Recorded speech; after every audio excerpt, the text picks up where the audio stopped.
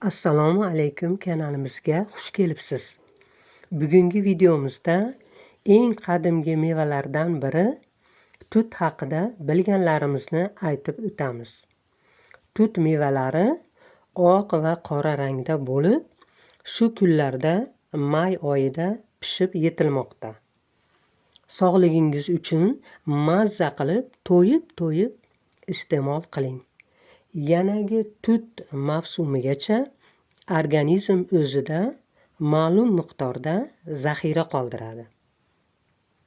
Tut mevasi organizm uchun eng kerakli kalsiy, magniy va temirga juda boydir.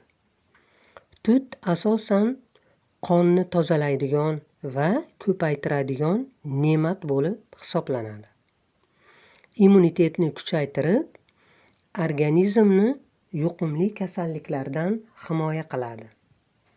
Qabziyatda esa juda yaxshi foyda beradi.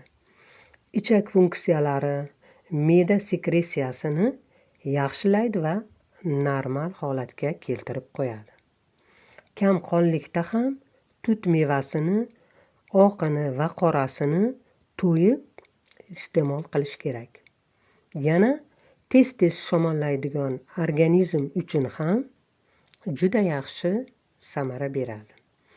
Ayniqsa ayollarimiz uchun eng yaxshi xususiyatlaridan biri terini erta qarishdan saqlaydi. Oq tutni yuzga surtilsa, yuzni tiniqlashtiradi, mayda ajinlarni yo'qotadi va keyingi tushadigan ajinlarni oldini oladi. Ko'rish qobiliyatini ham yaxshi oshiradi.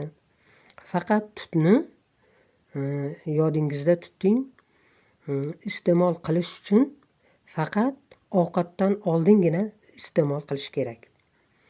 Oq tut mevasi shirin va to'yimli. Aytib o'tganimizdek, shifo baxsh har xil vitaminlarga juda boydir. Tut mevasini yangiligida iste'mol qilish kerak. Yana bir xususiyatlaridan biri tut mevasi xotirani ham mustahkamlaydi. Kuch-quvvat beradi. Jigarni xolesterindan tozalaydi. Ishtahani zo'r qilib ochib yuboradi. Shuning uchun yodda tuting, tut mevasini tez to'yib iste'mol qilishni unutmang.